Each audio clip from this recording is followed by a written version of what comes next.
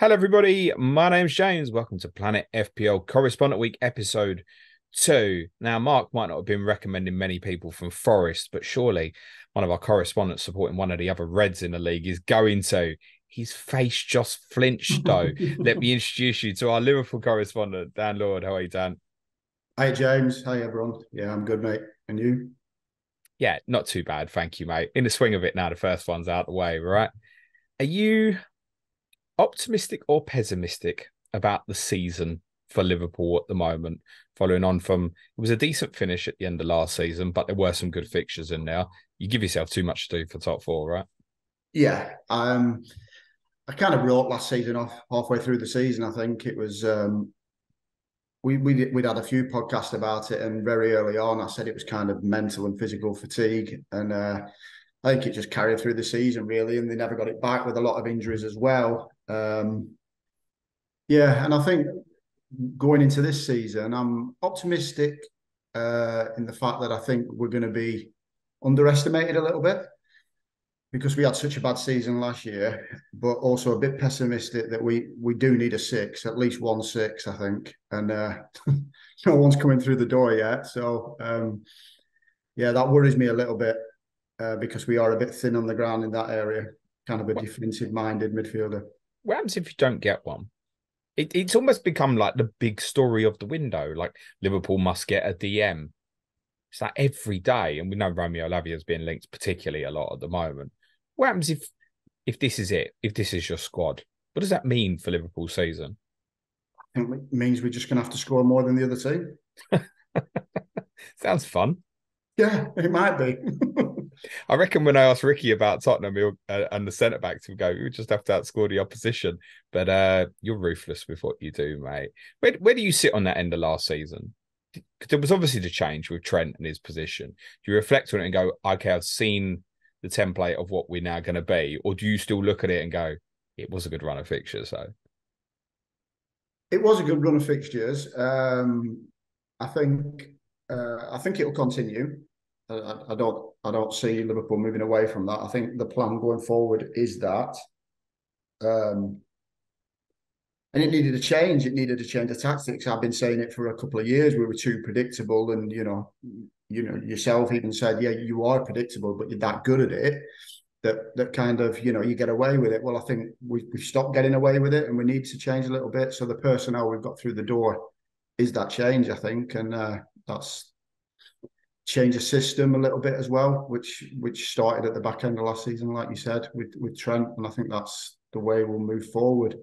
It's a bit of a worry the way it is because they do it from the right. They tried it with Conor Bradley in the first pre-season match and a little bit in the second pre-season match. When Trent was holding midfield, he was kind of doing a little bit like Trent and coming inside. But I think it was just trying it out because if, for example, this is the way we play going forward and Trent gets injured early doors through the season, what do we do then? That's the worry. If yes, we can probably go back to a flat back four and do a 4-3-3 again, but a lot's riding on it. I think that he stays fit or someone comes through the door who can fit in. Because on the other side, they do it a little bit, but with Gomez tucking in from the right and Tsimikas coming inside. But we know Tsimikas is not Trent, and he doesn't do it to the same effect, but he does come inside a little and bit. under that you're taking Trent and Robertson out the team all of a sudden, right? Yeah, yeah. So it's that's kind of plan B almost. I think that's why they've tried Bradley there a couple of times. He apparently had a good season last year when he was on loan, but he's all right. He's decent, but he's not Liverpool standard yet. I don't think he's not someone we can rely on. We really need someone through the door if that's what he wants to do going He's forward. 20 though, isn't he? For those who don't know, like he's not a complete pup. And as you said, he's been out on loan. I guess at 20 years of age, you start probably, well, am I going to make it here or begin to look elsewhere, right? Yeah, I think that's a little bit old fashioned. I want to say a little bit that these days 20 is you're still unless you're a world beater, you're still not really getting a chance, are you, at that age? If you look at all the other top clubs, and you can probably think of some at Tottenham who are probably early 20s who have kind of always been on the fringes and not quite in there. I don't know. Yeah, is he good enough? Not what I've seen of him so far, but there's other fringe players we've had a look at as well, and they'll be knocking on the door as well, I think. So is he? You're saying he's not good enough. So therefore, if you go into the season with him as second choice right back to Trent, that's problematic, isn't it? You raise a great point about Trent coming inside. Like, what's Plan B? Well, Plan B is if for example it happened, then I think we go to a flat back four with Gomez as right back. And just go back to what we knew of Liverpool, essentially. Yeah, they may try it on the easier teams with Tsimikas on the left, but I can't see it really, and I can't see him staying as a six. Trent, I think they tried it a couple of times more to have a look at Bradley doing what Trent does, not to see Trent do it because I think they know he can do it now. And I think today against Leicester, he came in inverted. He didn't play as a six, and he was much better. And he's better when he comes in from there, when he's almost like a spare man instead of somebody they're already paying attention to. Yeah. So you see him starting in this right back position then as a six, essentially. Yeah, almost definitely. As a right back, but coming in like he did at the back end of last season. So as it stands now, who would be the six? Curtis Jones played it against Leicester, right? I think. Yeah, he was the most of the most defensive minded of the three, but it worries me a little bit. I think Jones is a great player, he's a tidy little player, but what we really need is someone whose kind of mentality is defensive first and foremost, and we don't have that at the moment. Yeah. I mean, we are working on the assumption at this stage, I think it's fair to say, Dan, that Fabinho's going to go, right? Yeah, I would say so. It looks like it's a done deal. It looks like it. Can Thiago play the role? It's good. He's good enough technically on the ball, isn't he? Yeah, again, he's not. I don't think his first thought is to get back in and fill the gaps. And that's what you want. Someone whose first thought is, we've lost the ball, let's get back in. And none of our kind of centre midfielders think like that. There was only really Fabinho who did. And Henderson probably could. And he's gone as well. So it's a worry a little bit. It's interesting because I've been trying to think of profile players within the squad who I think could replicate. Say Trent got injured for a month, who within the squad could play right back and potentially come in and play that role in midfield. You mentioned one who's gone. I think Jordan Henderson might have been able to play it, and James Milner has obviously played fullback for you loads over the years, also gone. So you want to buy a right back here, surely as well, don't you? On top of buying a six. I think they want either a right back or a left back that can invert. I The think problem is, he's a little bit like the old Harry Kane Tottenham problem, isn't it? Whoever is bought as the right back isn't playing unless Trent's getting a break for an easier fixture or Trent gets injured, right? And whoever comes into the position's going to know that. You need to find, like Tsimikas knew he was coming in as backup for Robertson, essentially. That's what you need to find, isn't it? Yeah, ideally. And I wonder if Bradley will stick around and not get loaned out again for that kind of backup. But like I said before, I think the kind of scenario will be if Trent was to get injured kind of long term, they'd probably revert to a flat back four and play 4-3-3 as before and just knock it on the head. Interesting. Calvin Ramsey, who you'd got from Aberdeen last summer, right back as well, also gone out on loan, hasn't he? Yeah. Yeah, that makes me feel like there must be some sort of plan here, and Liverpool probably will do something. Do you personally, Dan, do you like this now with Trent moving inside? Because what we've known of Liverpool under Klopp has basically been one thing primarily since his whole period has come into the club. Does it feel alien to you a little bit watching it, or is it something you're quite excited by? No, I've always, I mean, I'm one of the old school kind of people, I'm touching 50 these days, and I've watched football kind of evolve over the years, and I've your 4-4-2s and your back fives, and now the thing is 4-3-3s, and the new thing is the inverted fullbacks. A lot of clubs are doing it, not just Liverpool, and the front pressing, and I'm kind of excited to see how it's nice to get some creative midfielders in there and play a little bit differently, hopefully. We've been used to just kind of a workhorse midfield just recently before Thiago come through the door. The rest of them, it was just all about kind of box to box and letting the players play really and giving it the front three. Now it's a little bit different. And we actually have we can play through midfield and play through the lines and not rely so much on the wingers to get 20 goals a season along with the centre forward. But James, is Trent going to be a good FPL asset? I asked all our correspondents a number of questions ahead of this week, and one of the questions was, who's the most overpriced player in the game? Didn't set any specifics, that's all I said. And Dan came back and said, Trent Alexander-Arnold. Why? I just think 8 million's a bit much, and I don't think he'll be putting up numbers like he did 2 or 3 years ago. And particularly last year was a poor season for him. Yes, he comes in inverted, but I think I like him in there from a Liverpool point of view. I think he brings more to the team there. But from an FPL output, I think he's better whipping them in, really, and being that person, finding that killer pass a bit deeper or a bit wider.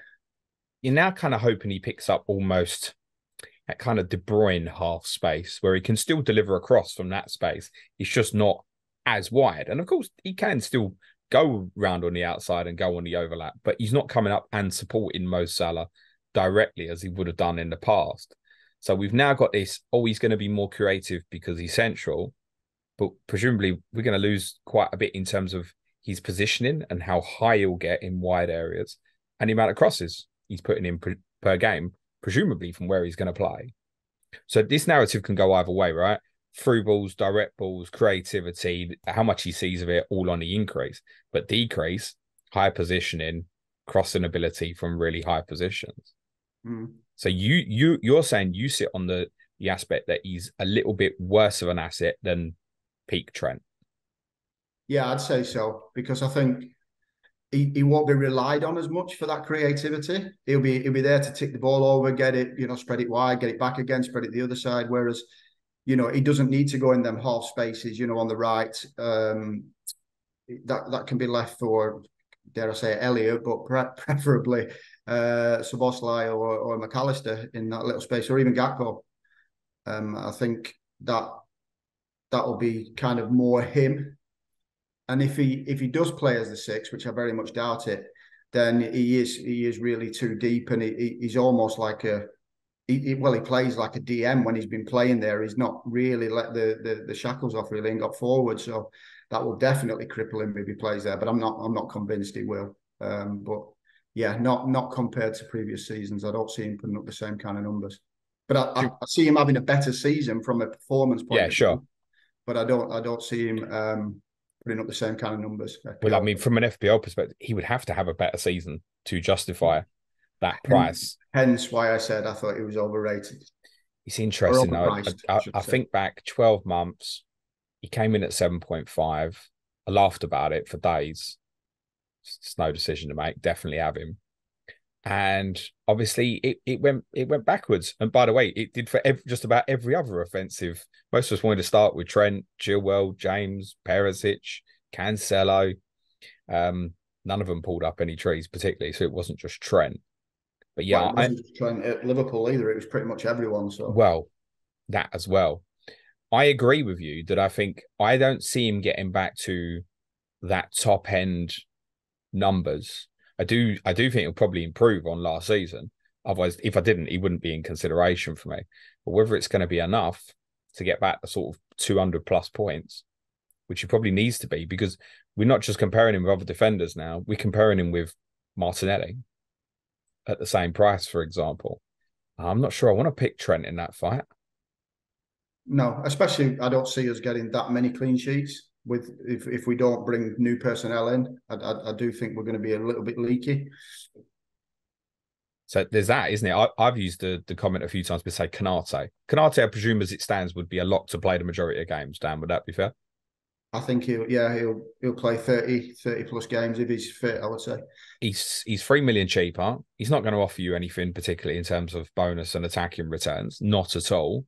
But then Trent's got the justifier paying 3 million more on those offensive numbers, isn't he? And that's where the argument comes this year is, you've always banked on Liverpool for 14, 15 clean sheets. I'm not sure we'll put up them kind of numbers this year unless, we make some quick signings and they bed in. You're definitely going to do some business. I would expect you to get Romeo Lavia done. It's looking more and more likely, I think, isn't it? Yeah, I think now with Henderson and Fabinho both gone, I don't think they wanted to pay quite as much as Southampton want, but I think now they've got them kind of money in door and wages off the books. I think they're almost forced and backed into a corner to do so. And Jason Wilcox, who's I think he's technical director at Southampton, he might have a different job title, but obviously played for Blackburn amongst others. He supposedly came out and made a statement last week and said, we've told the players who want to leave, and we understand they have a right to play at Premier League level, etc. He said, we've told them what the valuation of the play you are, and if it's met, you can go. If it's not, tough. You have to stay. That's Southampton's viewpoint at the moment. So I mean, fair play to them, yeah, in a certain way. If that's what they want to do, then fine. And everything's overinflated these days, especially when the big clubs come calling, isn't it? So it's a lot of money for someone who's only had really one season in the Premier League. And yes, he performed very well, and his ceiling's high, but it's 50 million quid, isn't it? And I think they bid 44, and that got rejected, and then I think they've kind of bid a little bit more with a few add-ons, realistic add-ons. So I think it's almost a done deal. That's my inkling at the moment, and it'll probably be tomorrow or Monday. oh, that's soon, yeah. That it might. We should say we're pre-recording a Sunday night at the moment, and it might look stupid by the time this goes out. That's why Monday. Sorry, yeah. Yeah, I think my concern would be age. Love him as a player, by the way, Dan. I don't think he'll play right at the top. He is still a teenager, and he obviously had his own injury problems last year as well. So he's going to come into that position, and the expectation will be he's going to go straight in and play 30 plus games minimum, right?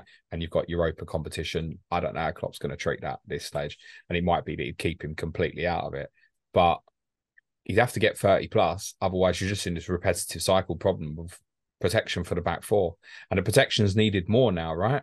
Virgil had a difficult season, didn't he? Yeah, and that was, I mean, everyone, like I said before, everyone had a difficult season, and I don't buy into this narrative that Virgil's regressing and things like that. I think he's just as good. I think the whole team was bad, and they missed that shield at the front because Fabinho just couldn't do it last year. His legs are gone. I don't know if they've gone permanently or it was just, like I said before, fatigue, and it's been some couple of hard years back to back of a lot of games, a lot of minutes, plus the World Cup. Or his legs have gone completely. We'll probably never know now he's in Saudi Arabia because he'll probably look fast over there. I don't know. He might do, Dan. Listen, we've seen with Son recently. He's come out and said, I played that's injured the whole of last season. Maybe that was the case with Fabinho, and another one would just never know. But I mean, he definitely dipped, unquestionably. Yeah. Is Trent is just a no for you then? Is it for FPL? Is he under no consideration for you at the moment? No, I don't think so. It's a big call, mate. Yeah, but I think 8 million's a lot of money. I think it was 7.5. I might look at it, but I just don't see the same kind of numbers. That's why I think 8's too much. If it was it's interesting that he's had the hike because obviously his numbers did dip last year. It should have come last year, the hike. Well, yeah. Yeah, it would have made more sense if it had been eight or 8.5 last year, and now 7.5. I think it's because he came inverted, didn't he, for the last kind of dozen or so games, and they're probably thinking that's more of it. He's a bit further forward. That doesn't make him a better asset. It's worth saying that over that period, his assist numbers sharp dramatically over that period of fixtures as well. I can't shake the feeling. I look at these fixtures you've got at the start, Dan. Chelsea away, which is it's a little bit of an unknown at the moment with a new manager. Bournemouth at home looks attractive, obviously. I don't think you'll get 9 this time. Newcastle away is tough. Now, interestingly, ironically, in those same 3 corresponding fixtures last season, you kept clean sheets in all of them, ironically. And Trent did score in the 9-0 against Bournemouth. So, he could be on 25 odd points or more, right? But I think banged that as well, wasn't it? He was. But at the moment, would I fancy you for a clean sheet at Chelsea or Newcastle? No. And then Villa. And Villa was the best team that you did play in that run at the end after the Arsenal game, and could have been a couple up at Anfield at half-time. Scored in all but one game under Unai Emery so far, which ironically was against Wolves randomly. And they'll be better this year, I think, won't they? So again, he's coming back full circle for me. I'm looking at first four fixtures and going, he's got to get attacking returns in there, or what am I doing here? And I'm very much leaning on. I was, if you'd have asked me this time last week, I said yes, and I'm beginning to lean more and more to no in terms of trying to justify it. I think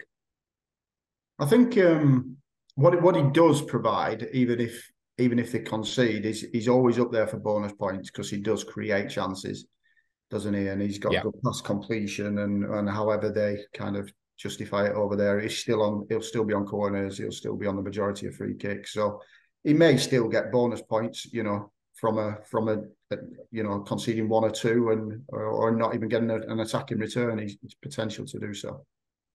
Thing is, no one's saying Trent's a bad option, right? As we're going to talk about with Mo in a bit as well, I'd imagine. But he's that worth it.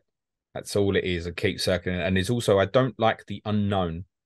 I don't like the unknown that we're coming into this bit and we think you're going to get Lavia, but we don't know. And what's the alternatives? Is it that Trent ends up as the 6 if, say, Lavia then gets injured and then he's stuck deeper and, like you said, playing like an out-and-out DM? Whereas at least when he comes inside, it feels like he's got that freedom to go off and wander, particularly towards the right-hand side and stuff.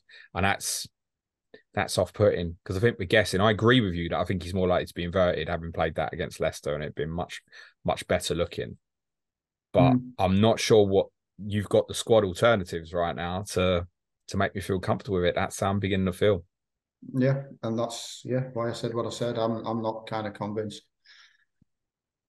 Mo Salah, yes or no? Yeah, I'm not against Mo Salah as much. His price is justified. He generally gets you 19, 20 goals a season, doesn't he? And 10 or so assists. I can't see his numbers regressing. I think he'll still be on penalties, although McAllister's walked through the door. I think he'll still be first penalty taker unless he misses a few. Then it might be shifted across. And he's got a lot more kind of creativity around him and a lot more forward-thinking, attack-minded players to get assists. So I think he'll probably put up similar kind of numbers as he's done for the last few seasons, 20 or so goals and 10 to 15 assists, I would say. Which would justify it, particularly if we didn't have the big Norwegian in the league. And that's the problem. Again, it's not a case of saying, I don't want Mo Salah. Everyone wants Mo Salah in the team. It's, am I justifying that when am I captaining him? Because even when it looks good for Liverpool, you go, right, yeah, I'd kind of captain Salah. It doesn't look bad for Haaland. I think if you start with Salah, I would feel if I started with him, I think I'll captain him in game week 2, which you absolutely can do. But if I was to get there and then think, I'm not going to captain Salah, I'm to Bournemouth, I'm too worried about Haaland, I look myself in the eye and go, what am I doing?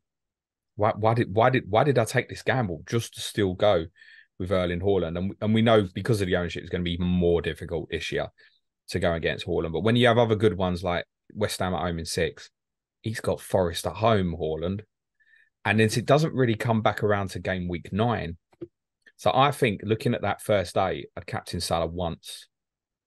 And that's not to say you can't do that and still get him, because clearly you can just captain a Norwegian every week. But that then is a lot. If he's posting the numbers you say and Haaland's not around and we're captaining him every other week, I'm paying the money, aren't I? Yeah, absolutely. Is that how you feel about it? That you just feel like he's not enough to captain him regularly? I've not been very good at FPL for the last few years, and maybe this is the reason why. You've still been beating me, Dan, just for the record.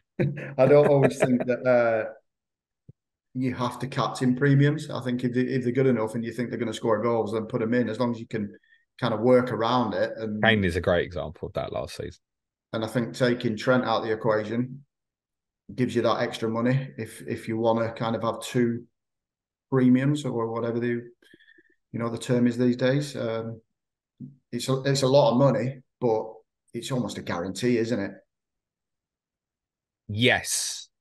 Although there is a narrative that, and I know Mark was obviously on our last episode, did a great piece on Black Box the other night and spoke about Salah's statistics and kind of that run of fixtures you had at the end of the season, and his expected goal involvement was up massively on the rest of the season, getting towards 1 per game. And if Salah's at 1 per game, and we're looking at an expected 34, 35 attacking returns in the season, then I've got to have him. But I also think there's a narrative with what you're doing as well, that he is ending up playing wide a bit more. And that's what I'd noticed in the games I watched at the end of last season. He just feels like, not that he's any more defensive in any way, but just holding wide a lot more. And of course, he can still get the returns from there. But it does feel like that. Like the creativity is going up, the assist numbers are going up. But I need for that money, I need Mo to get the numbers you're saying. And there's every chance he'll get them. But I think I've got enough concern where I'm not sure. And the fixtures, they are tough, Dan. Yeah, they are. Yeah, yeah. No, I'm not saying go and buy him. I'm just saying he's a good option. He almost guarantees you goals and points, and I think he will again, regardless. And he was wide again today, but he was in and around. He could have had a goal or two himself. He had half chances. I know it was only Leicester, and it was a bit of a nonsense game. I don't really take much into pre-season, really. Just people getting minutes in the legs, really, more than anything. Yep. But you do get to see kind of maybe stylistically how teams are going to set up. Is he a yes or a no, do you think, Dan? Salah? He's a maybe, I would say. Yeah. He's not definitely in mine. Yeah. My general overview on both, because I think a lot of people are building with Trent, or they're building with Salah, or they're building with neither. To do both, I think he's looking a bit too much at the moment, to be totally honest, because I just think you're taking away from too many other bits. Of course, you can go that way. It's well and good to sit here right now and go, I think it's a no. But when you get closer to that deadline, think, I'm not so sure about him now. And you just look at Mo Salah, not in your team, you go, exactly what you said. I know he's going to do well. It's not that I think he's regressing. I don't. I know he's in his 30s now, but there was no signs last year to make me think he's having a drop off in his numbers. There's nothing in his physical attributes that make me think. I mean, he still looks shredded, right? He still looks in peak condition. He looks younger than his age, if you will. So I don't have concern about that. I just think I'm going to go with a lot of players who are 3-4 million cheaper than him, I think. Mm-hmm. Yeah. That's where it's at. If Saka's and Rashford's were in the double digits, 10, 10.5 and all that, I'd probably start with Salah. That's where it comes down to it. It comes about fitting him in. So you're going to go with any Liverpool, Dan? we normally sit here and it's like, which three? It's normally Salah, Trent, and which one? And are we sitting here going none? It's difficult because if any, it would be either Nunez or Jota, but I'm not sure either of them will start. I don't know I don't know what's first choice at the moment. I really don't. So this is the bit where I say, we also asked our correspondents who was the most underpriced player in FPL, and you said Darwin Núñez. That could be a breaking price, isn't it? 7.5 if he hits the ground running. He's one of them I can visualize. If people don't go there and he does well at Stamford Bridge Gameweek 1, then it's Bournemouth and you go, oh no. And that also applies to Mo Salah and Trent, for example, as well. I recognise that. Mm-hmm. Yeah, Darwin is growing in popularity the closer we get. And to be honest, that's because of the goals he's scoring in pre-season, right? Yeah, and then if anybody's watched pre-season, he's not snatching. He doesn't look as nervous. He looks more composed. I just think he's settled in a bit better. I said last year when we were talking about how he was kind of in that bad vein of form, and he was coming into a new country, a new league, new team with everyone shit around him because we were that bad. And then it was all the pressure was on him because he was bought for so much to actually be the one to deliver. And I think he just couldn't handle the pressure. And I think he's a bit more settled. What I have noticed, which does wind me up a little bit, where last year he was shooting at every given opportunity. He's been passing when he should have been shooting in some of the situations. One of the goals he scored, wasn't it? Yeah, he ended up getting it back from coming Salah. back to him. It was like shoot, score. And he ended up scoring with what was a harder chance than what he originally had because he tried to pass it to Salah. And that's just confidence. But if he's getting goals, the confidence will grow. And I read an article before he signed for Liverpool, or just as he signed, and there was like a Uruguayan journalist, and he said, if you ever want a kind of a confidence player, it's Darwin Núñez. If he's bad, he's bad. But if he's good, he's a world beater. So, if he gets a few goals under his belt, and he could get 20 plus goals as well. It was one of them. I've probably been influenced by me and Clayton did a podcast last week where we sat down, we looked at players who we thought would have a much better year too. Top of the list for both of us, unquestionably, was Núñez. Mm. It's like, yeah, I know there's a player there. Both really admire him as a player. I know he become a bit of a commodity of ridicule, if you will, within the FPL community because of chance he was missing. But when Liverpool looked at their best last year, I felt like invariably he was up front and causing chaos and stretching people and also opening up more space for people like Salah. I don't want to leave him one-on-one because he can cause damage. So he's probably the most likely for me. But kind of golden rule feels like don't start with anyone I'm not sure is going to start. Do you think he will? I don't know. That's my worry. Useless, Daniel. I know. I know. I know. I know it's don't like don't what you pick the everybody team, wants to mate? know. Um, I'm edging towards yes at the moment. Salah on the right, Nunez down the centre, and Diaz or Jota on the left. I'm not convinced it's going to be one or the other at the moment.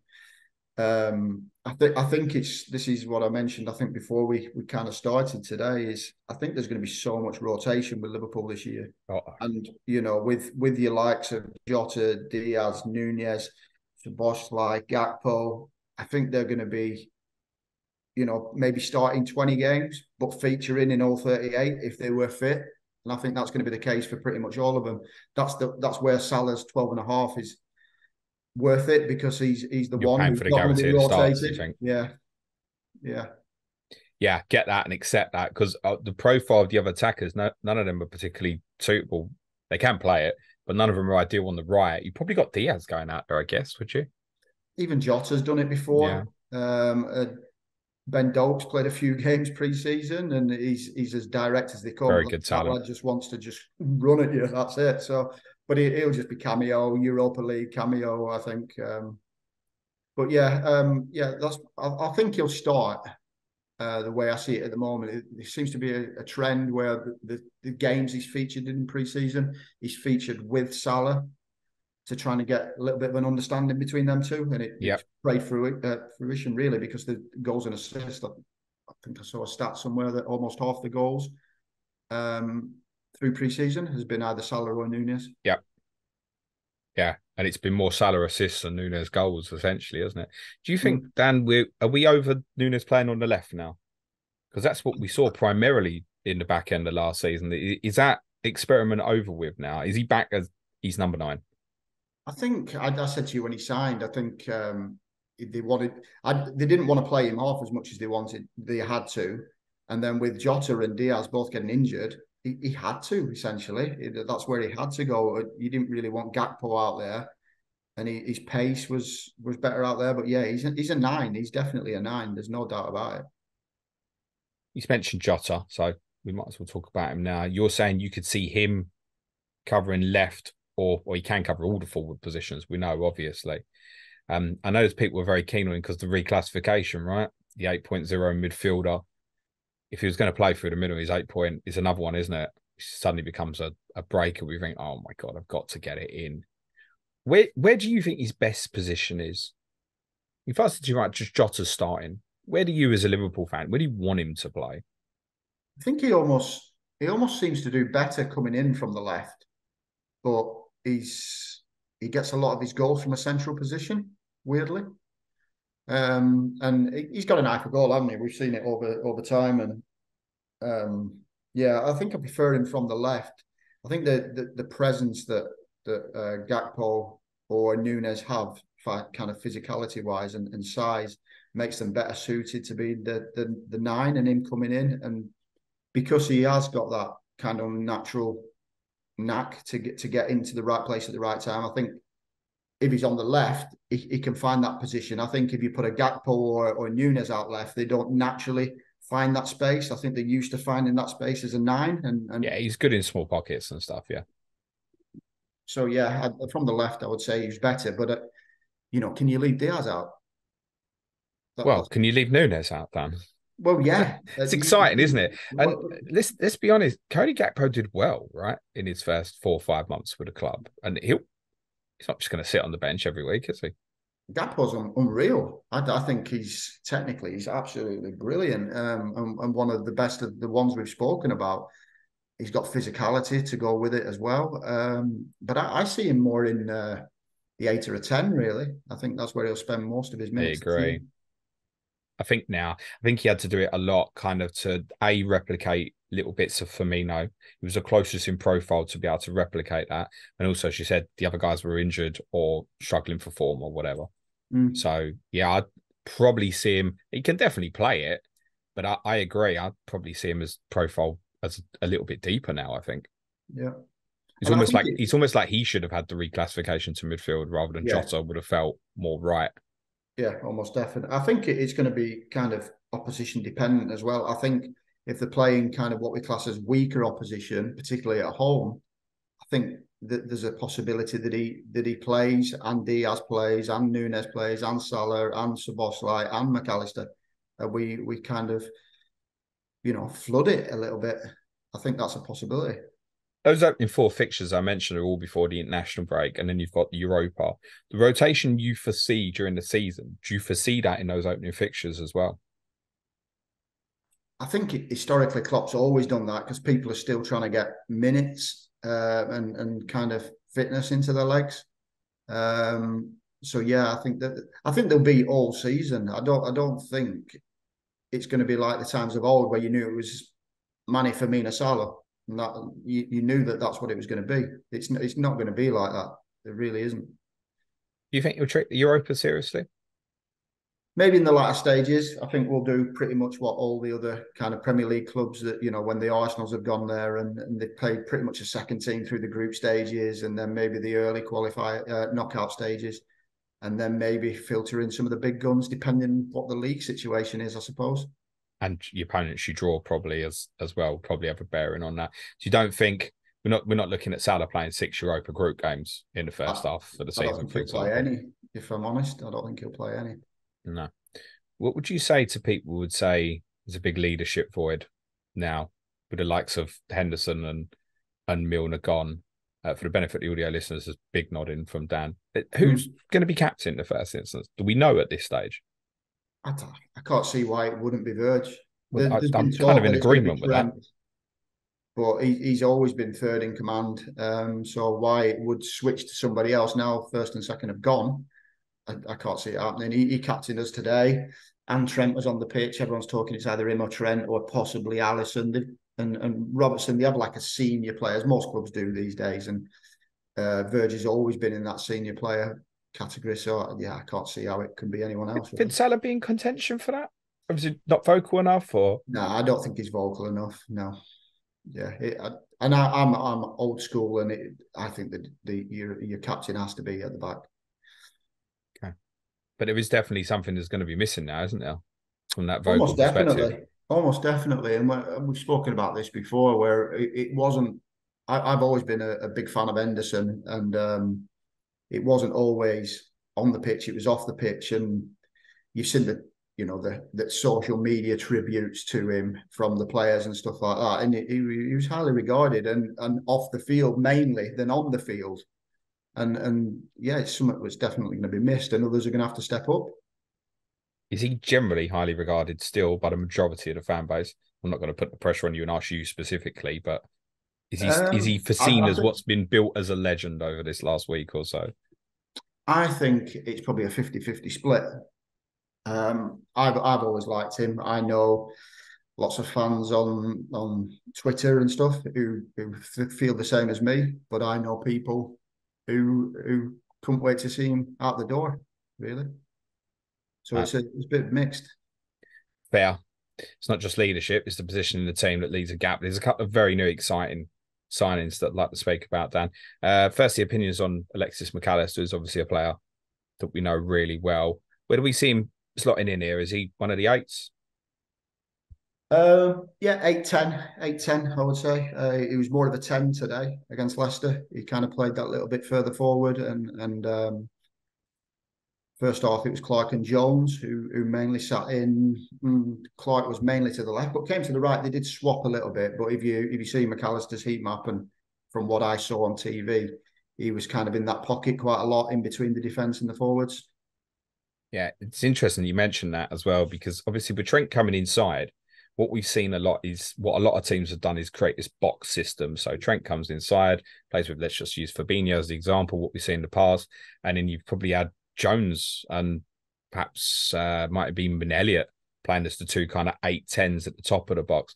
But I wonder if one lean of doing this for Liverpool might be to convert that into a diamond, where for Trent, to counteract what we've said and gone, I'm not sure, rather than going into a 6 position, he goes into an 8 position as a right-sided midfielder with one anchor behind, and then a left-sided one, be a Gakpo or Curtis Jones, plays in line with Trent, and you do have a 10 in front of that, like a McAllister, or if it's Gakpo coming off the front as an example. Is that something you could foresee?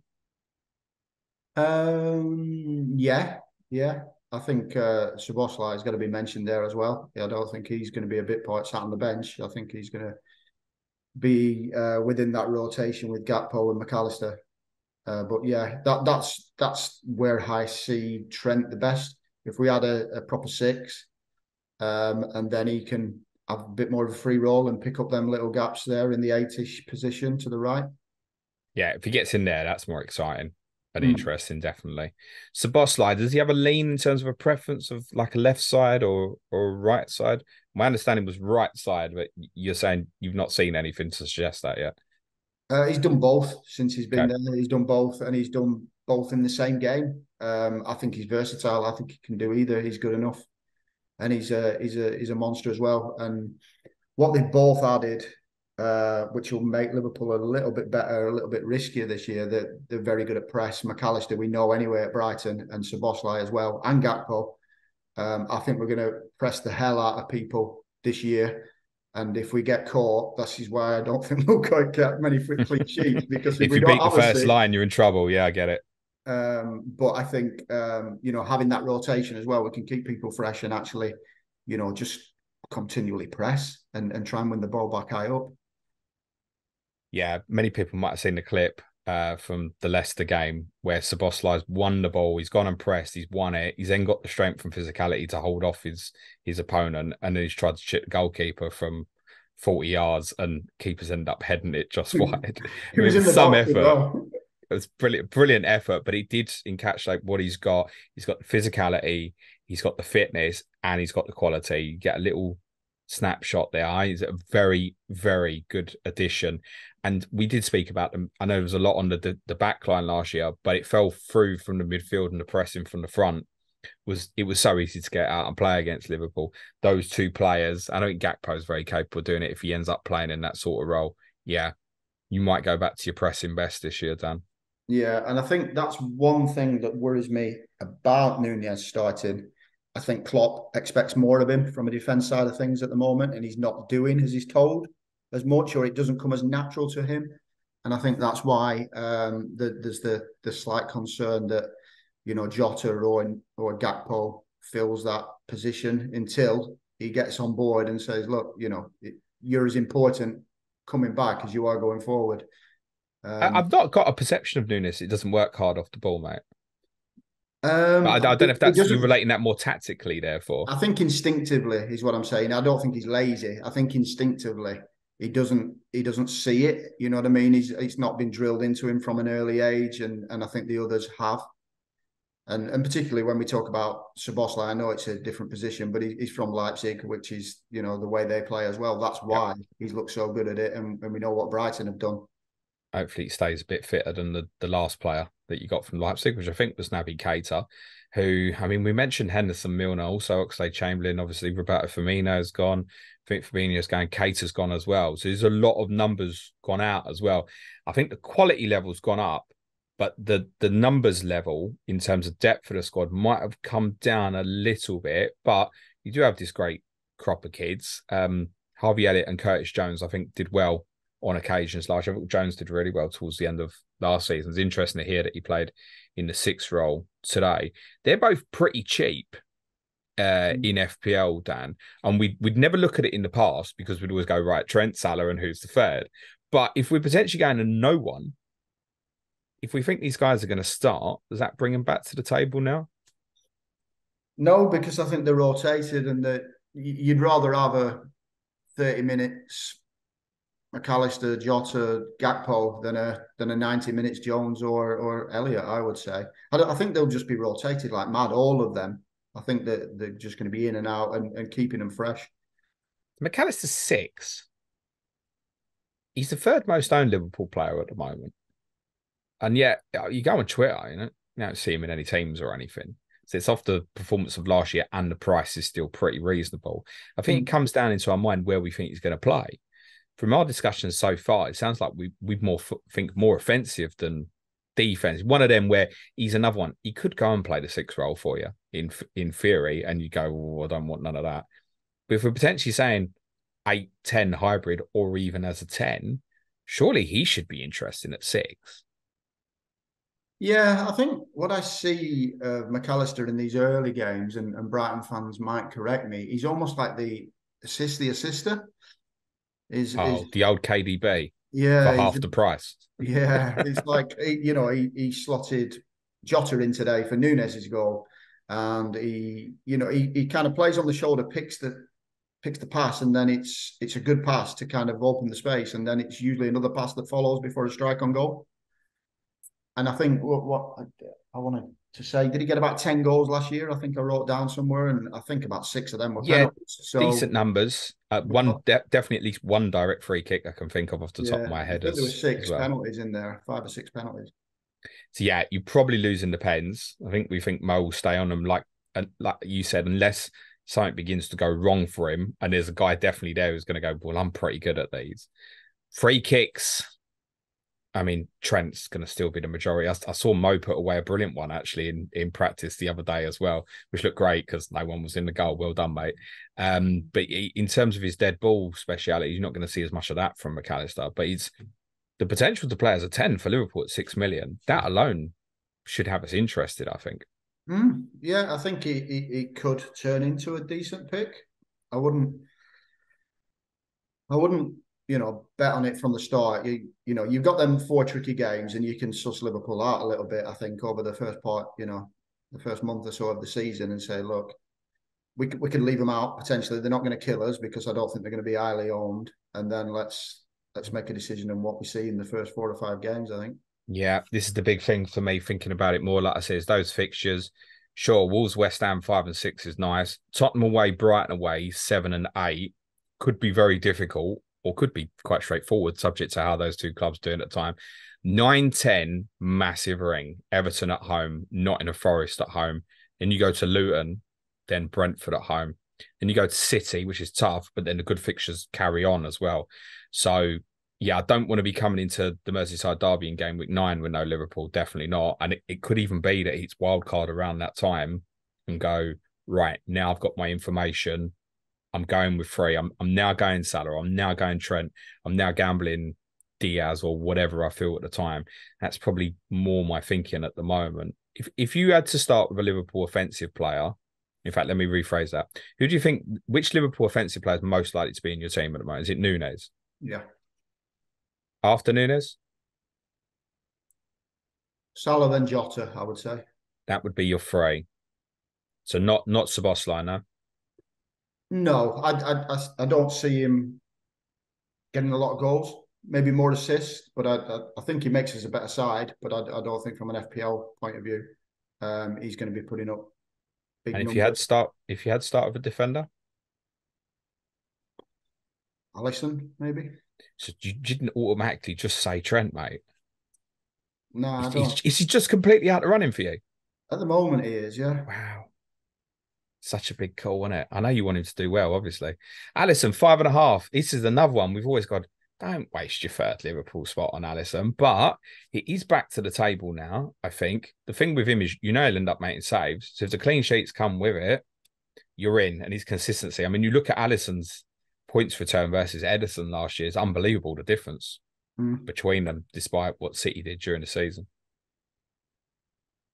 Yeah, no, So I think I like Alisson.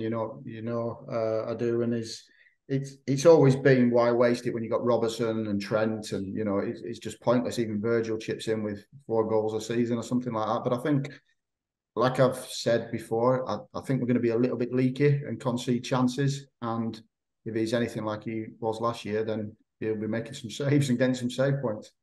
yeah, I agree with that. As much as I said earlier, Canate 3 million cheaper than Trent. I think I'd rather pay the 0.4 for Alisson versus Canate on this one. That's how that feels to me. Yeah, and he's going to get a fair share of yellow cards. I think Canate is a bit raw still, and yeah, flies in a little bit still. He's good at winning it as well, though, in fairness. Is Robertson, is it over as an FPL asset? Um, yeah, you could say so, unless we start putting kind of clean sheets together and we do look more solid because he does, although the system suits him to come in as a three if Trent does go, he still does get forward. He's still on corners at the moment. Szoboszlai has been taking them in as well, and Trent as well. And we know McAllister can. So there's plenty of bodies around to take that off him. And Verge, not a consideration, I take it, 6 million. No, I don't think so. If Alisson's 5.5, I think that's the better option. Okay. Is Tsimikas a threat to Robertson now, based on what you're saying? No, I don't think so. I think the left centre back, if that's the way we're going, which I believe we are, more suited to him than it is to Tsimikas. That's why I think they've not done it with him in the team. It's always been Robertson at left back when Trent's come in. Well, I say always, majority of the time. If he does come in, it's when Trent's not on the pitch. It feels like that back four, if you will, if we still include Trent, the part of that with Alisson, that picks itself, it feels like now. Konate's clearer of Matip and Gomez now at this stage, isn't he? Yeah, I would say so. They'll be rotated. They'll be the Europa League centre-half player in, I would have thought, and they'll be there if injuries. Okay. One player we haven't mentioned is Stefan Bajcetic. Not necessarily from an FPL perspective, but obviously come on the scene last year and did really well. Do you foresee now that they've added new additions that his minutes will calm down now? The requirement for him to play quite so much means he'll be more on the fringes this year. I don't know because we've not seen him because of the injury. I'd hope it continues. He didn't do anything wrong. You know, some people have come in sometimes and like done a bit of a job. He did more than a job, and no, he stood out, mate. And this is one of the reasons where I don't think Liverpool wanted to pay 50 million for Lavia when they're saying, well, we got this kid here who could probably be as good as Lavia if we give him a chance more. But it's different players. I mean, if I said you now, it's more of a six. If I said Bajcetic was going to be your six this season, you probably feel quite uncomfortable about that. Not but as a criticism of him. As Lavia as a six as well, to be honest. Okay. I don't think either of them are just quite there yet. So, still going to concede loads of goals? I'd say so, yeah. Does that mean you can't win the league? I think as long as City are in the league, I don't think anyone can win the league. Okay, Page is Adam Pritchard. He'll be in touch shortly. Don't get me started on Arsenal fans. They think they've won it already. They need to get back in the box then, well. Well, damn, my lips didn't even move. Thank you very much, mate. Where do you think you'll finish? Second or third. So second above Arsenal, presumably. Or third behind Arsenal. No, fair game. You don't see a title challenge then? Yeah, never say never, but you know, I mean, City are just. I won't rule you out of it because I think if you have a good start, and you know you win some of them really difficult, you know, say you took 4 points from Newcastle away and Chelsea away, it was perfectly reasonable. Now, then it's 4 points Tottenham away, Brighton away, then that great run of fixtures. If you've done the business in the other games, you'll be in contention, mate. And the one thing with you, where I think you're more likely than some of the other contenders, is that experience of knowing what it takes. There's still players in there who've won the title, etc., and know that at some point you've got to put that 7, 8, 9 wins in a bounce. Otherwise, you're just chasing. And once you chase City, you're in trouble. That would be my concern for you, because the start City have got, if you start slowly, you might blink and you're 10 points behind them. Yeah, I think the Europa League will help us as well. It can't be underestimated how important it's not being in the Champions League. And I'm sure Newcastle will feel that this year, not having done it before for a while. And I think that way we can just flog them. That's why I think we're going to be really high pressing, kind of just every single match, so much intensity, because we've got bodies to kind of mix it around and keep fresh legs around a lot. As long as they'll stay fit this time as well. Well, that's yeah, a repetitive it can't theme be of injuries. as bad as last year, can it? And if it has, we've got a few more bodies about. But you've had worse than last year, mate. Henderson and Nat Phillips at centre back, and that was why you were champions. We are still a bit light at centre back as well. That worries me a little bit. Do you see anything getting added there?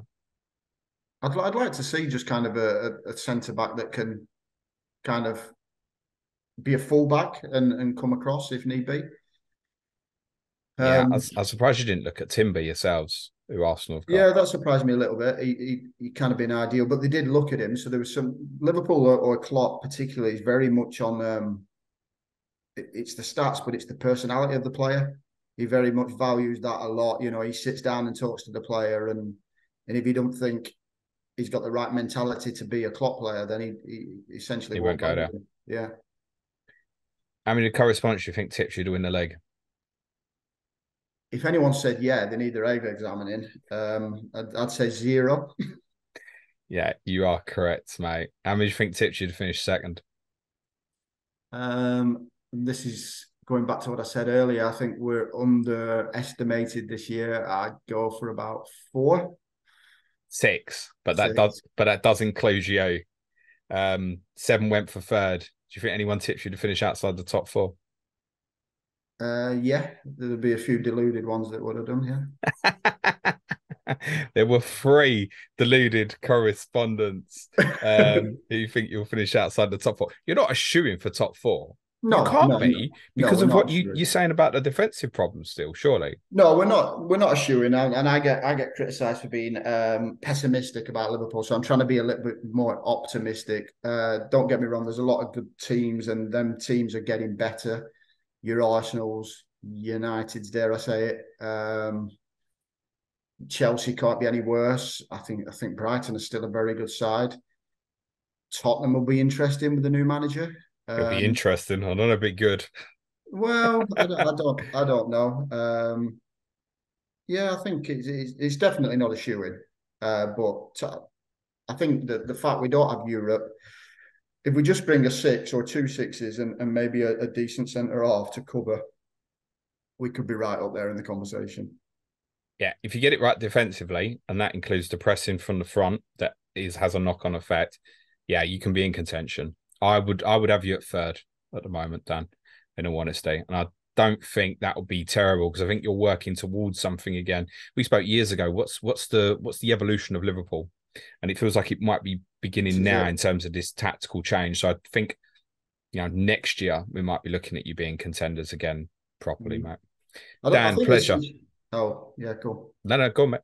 I think we stumbled upon this evolution of Liverpool really with that bad last year. I think maybe Pep do it. I think he'd seen Arteta do it with Arsenal and thought, let's give it a go with Trent, and that's where it's come from, really. I don't think it was ever a plan. Do you know what? I think it's credit to him as well, actually, because when there was lots of talk about Trent playing in midfield for England, he was very vocal in saying it's the best right back in the world we will play in midfield for. And yet, here we are.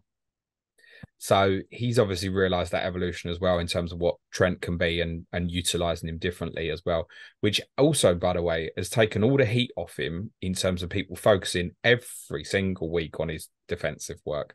He's taken that little bit of pressure and scrutiny off him. So I mean, it's done his development a favour as well. And I think he enjoys it. I don't think Trent's going, I don't like this. I mean, Trent looks like he's loving it.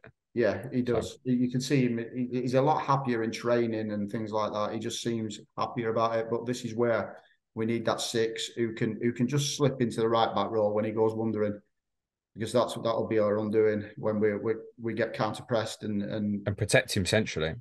Yeah, and protect centrally as well. But you would hope the other 6 or 8 would come there as well. But it's a little bit of a worry, but a nice worry, because I think what we've complemented in midfield would make it a lot better on the eye. Good luck, mate. Thank you, as always. Anything you want to plug before you go? No, my mini leagues are still running, but I don't want to plug them really on your show. Well, you can do, mate. My guest.